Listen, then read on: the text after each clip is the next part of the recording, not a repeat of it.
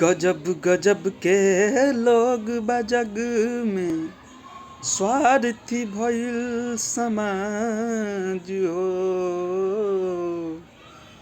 जग में कहाँ बा केहू संगतिया, ई दुनिया में आज हो।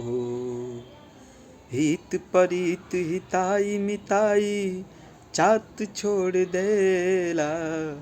हित परित हिताई मिताई जात छोड़ देला। जब समय होला कमजोर, कि जब समय होला कमजोर त हर कोई साथ छोड़ देला।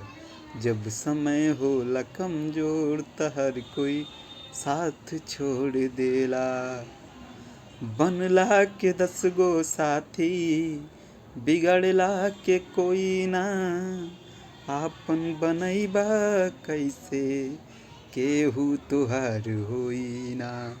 हो बनला के 10 गो साथी, बिगड़ला के कोई ना। आपन बनैबा कैसे, केहू तुहार होई ना।